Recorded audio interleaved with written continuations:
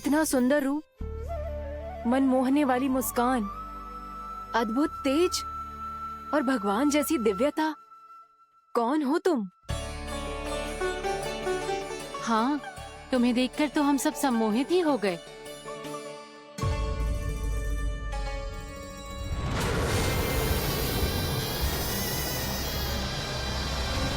तुम जो भी हो बालक, वापस लौट जाओ।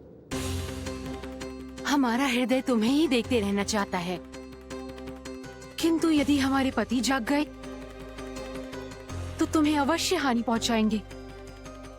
ये बहुत विषैले है बालक, कालकोट जैसे भयानक। इनके विष से तुम नहीं बच सकोगे। नंदराज, कालिया नाग के विष का प्रभाव बढ़ते ही जा रहा है। पहले 8 कोस तक उसके विष का प्रभाव था, अब तो 1 योजन से अधिक क्षेत्र में फैलो है। जल पीने के प्रयास से अनेक पशु मारे गए हैं और नदी के निकट के वृक्ष और वनस्पति सब नष्ट होने लगे।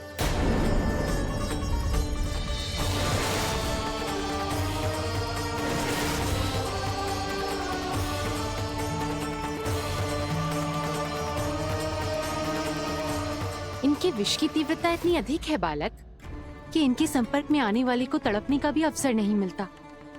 इनके विष की अग्नि क्षण भर से भी कम समय में प्राणवायु को जलाकर राख कर देती है।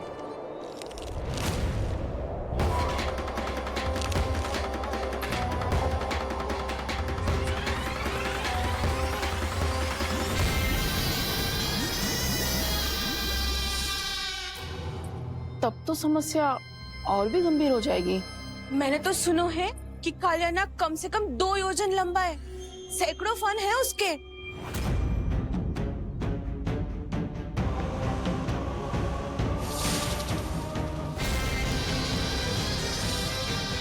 इसका अर्थ तो ये है कि हम दोनों ओर से फंस गए। एक और कंस को 1 कोटि कमल पुष्प देने जो कि कालिया नाग के क्षेत्र में पड़ते हैं, और दूसरी ओर उस कालिया नाग का विष यमुना जी के क्षेत्र में बढ़ता ही जा रहा। इसके कारण हम ही नहीं, निर्दोष पशु पक्षी भी संकट में। इन दोनों समस्याओं का एक ही समाधान है, उस कालिया नाग का सामना करना। और ये ना समझ आ रहा कि हम ये करेंगे कैसे, क्योंकि ये बात साधारण मनुष्य के बस की ना है। हमारे लिए ये असंभव है।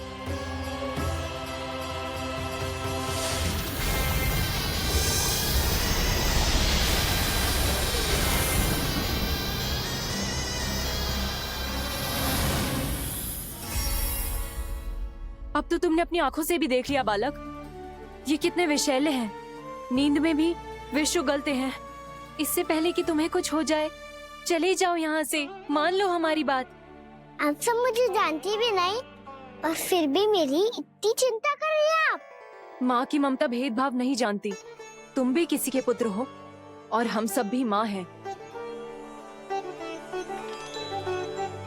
एक माँ को हर बालक में अपनी ही संतान दिखाई देती है, इसलिए हम तुमसे विनती करते हैं, वापस चले जाओ, बचा लो अपने प्राण। मेरी चिंता मत कीजिए, मुझे कुछ नहीं होगा। होगा, अनर्थ होगा यदि ये उठ गए तो।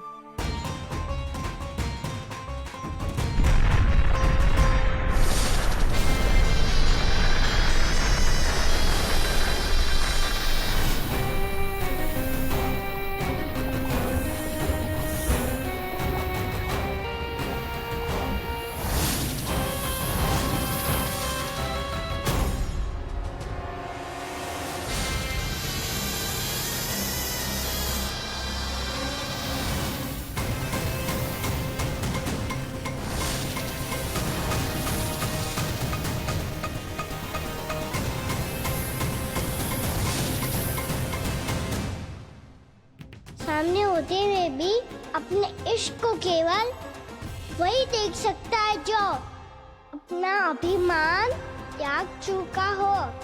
पर पूर्व जन्म में मेरा भक्त होने के नाते मेरा सत्य स्वरूप देख पाने में मुझे इसकी सहायता करनी चाहिए।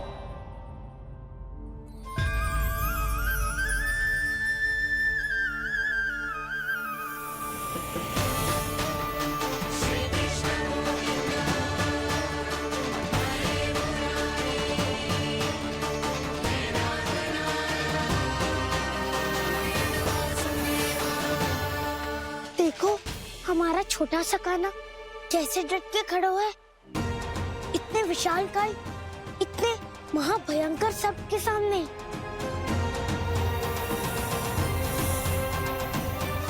ये कोई भगवान नहीं है जो इसके सामने हाथ जोड़ रही हो तुम सब।